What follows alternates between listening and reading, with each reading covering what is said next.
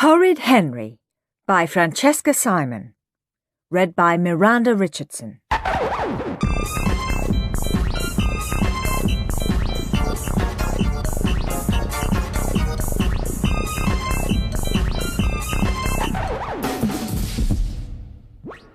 Horrid Henry's perfect day.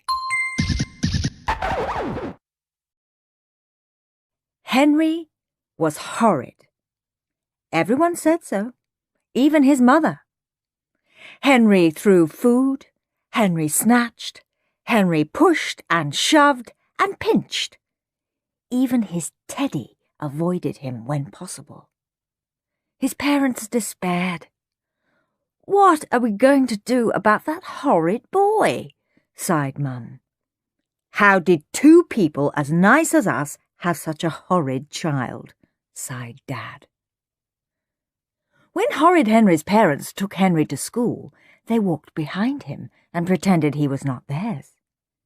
Children pointed at Henry and whispered to their parents, "That's Horrid Henry.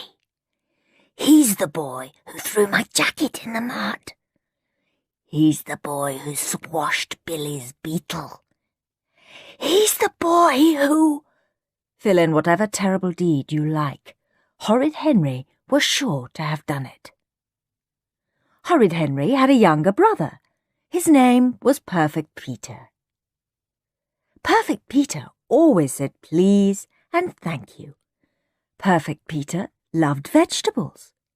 Perfect Peter always used a hanky and never, ever picked his nose.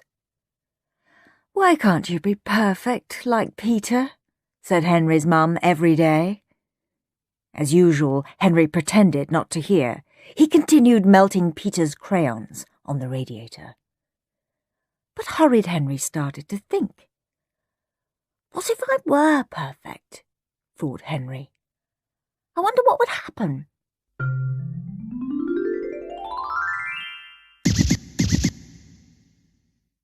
When Henry woke the next morning, he did not wake Peter by pouring water on Peter's head. Peter did not scream. This meant Henry's parents overslept and Henry and Peter were late for Cubs. Henry was very happy. Peter was very sad to be late for Cubs. But because he was perfect, Peter did not whine or complain. On the way to Cubs, Henry did not squabble with Peter over who sat in front. He did not pinch Peter, and he did not shove Peter. Back home, when Perfect Peter built a castle, Henry did not knock it down. Instead, Henry sat on the sofa and read a book. Mum and Dad ran into the room. "It's awfully quiet in here," said Mum. "Are you being horrid, Henry?" "No," said Henry. "Peter, is Henry knocking your castle down?" Peter longed to say yes, but that would be a lie. "No," said Peter.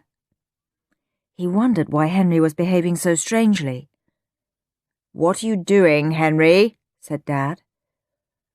"Reading a wonderful story about some super mice," said Henry. Dad had never seen Henry read a book before. He checked to see if a comic was hidden inside. There was no comic. Henry was actually reading a book. Said Dad.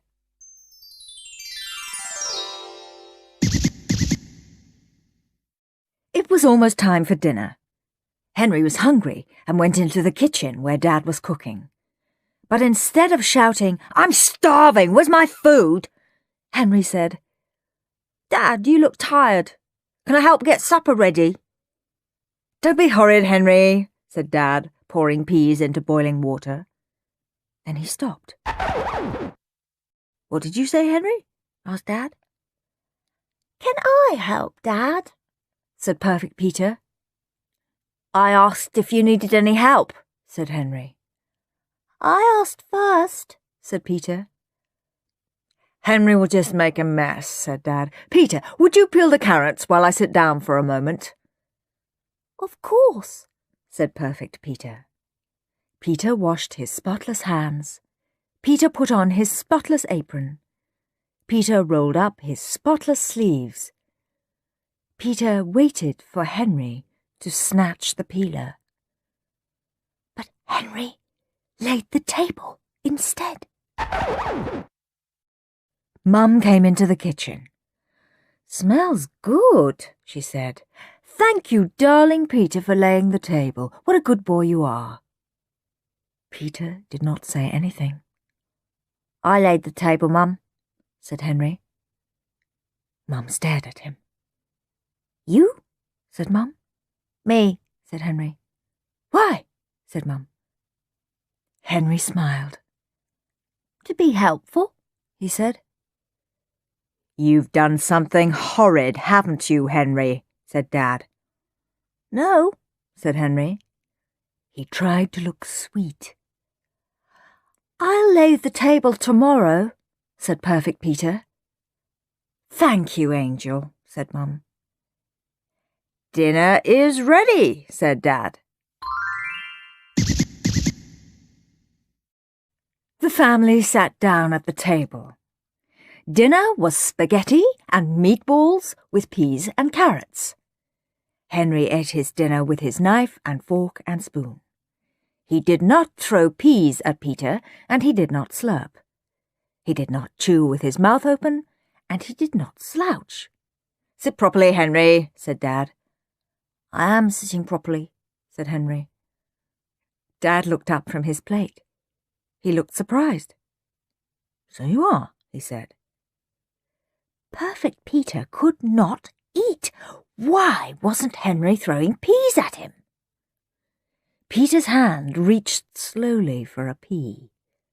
When no one was looking, he flicked the pea at Henry. Ouch, said Henry. Don't be horrid, Henry, said Mum. Henry reached for a fistful of peas. Then Henry remembered he was being perfect and stopped. Peter smiled and waited, but no peas bopped him on the head. Perfect Peter did not understand. Where was the foot that always kicked him under the table? Slowly, Peter stretched out his foot and kicked Henry. Ouch, said Henry. Don't be horrid, Henry, said Dad. But said Henry, then stopped. Henry's foot wanted to kick Perfect Peter round the block. Then Henry remembered he was being perfect and continued to eat. You're very quiet tonight, Henry, said Dad. The better to enjoy my lovely dinner, said Henry. Henry, where are your peas and carrots? Asked Mum. I ate them, said Henry. They were delicious. Mum looked on the floor. She looked under Henry's chair. She looked under his plate. You ate your peas and carrots, said Mum slowly. She felt Henry's forehead. Are you feeling all right, Henry? Yeah, said Horrid Henry. I'm fine. Thank you for asking, he added quickly. Mum and Dad looked at each other. What was going on? Then they looked at Henry. Henry, come here and let me give you a big kiss, said Mum. You're a wonderful boy. Would you like a piece of fudge cake? Peter interrupted. No cake for me, thank you, said Peter. I would rather have more vegetables. Henry let himself be kissed. Oh my, it was hard work being perfect. He smiled sweetly at Peter. I would love some cake, thank you, said Henry. Perfect Peter could stand it no longer. He picked up his plate and aimed at Henry. Then Peter threw the spaghetti. Henry ducked. Splat! Spaghetti landed on Mum's head. Tomato sauce trickled down her neck and down her new yellow fuzzy jumper. "Peter!" yelled Mum and Dad. "You horrid boy!" yelled Mum. "Go to your room!" yelled Dad. Perfect Peter burst into tears and ran to his room. Mum wiped spaghetti off her face. She looked very funny. Henry tried not to laugh. He squeezed his lips together tightly, but it was no use. I am sorry to say that he could not stop a laugh escaping. "It's not funny!" shouted Dad. "Go to your room!" shouted Mum. But Henry didn't care. Who would have thought being perfect would be such fun?